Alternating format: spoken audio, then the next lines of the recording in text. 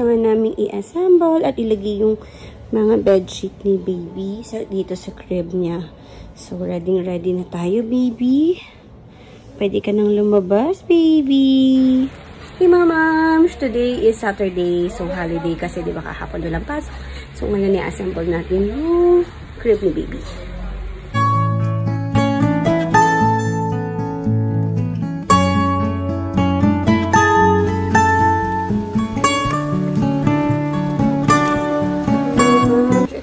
I-assemble naman namin yung crib ni baby.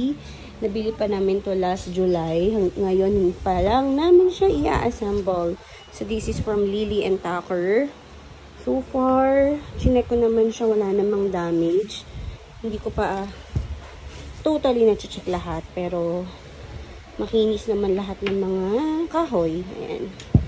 And white nga pala yung kinuha namin. Kasi team white kami ngayon. Dahil gusto namin aliwalas lang yung kwarto. Ayan. So, check lang namin yung manual kung paano siya i-assemble. Then, tara, let's start!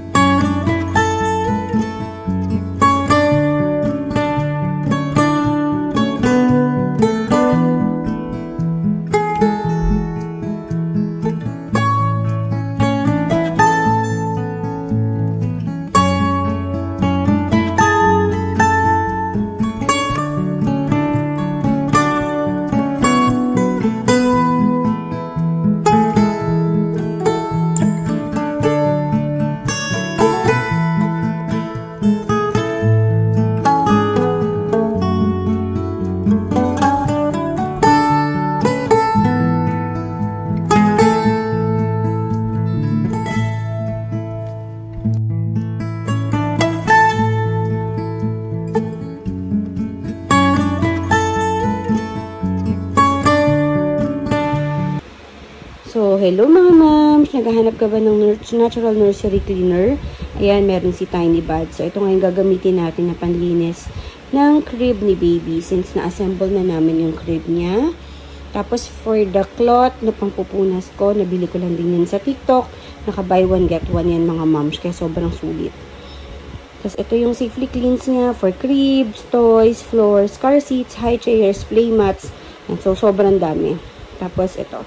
Spray 5 to 7 inches away from the surface. Wipe away with a clean washcloth, tissue, or wipes. So, ayan. Medyo may bula-bula siya. Tsaka ang bango nito mga moms. Bango nung scent niya. Okay, so ito is 100 ml. So, for sure, bibili ako ulit nito.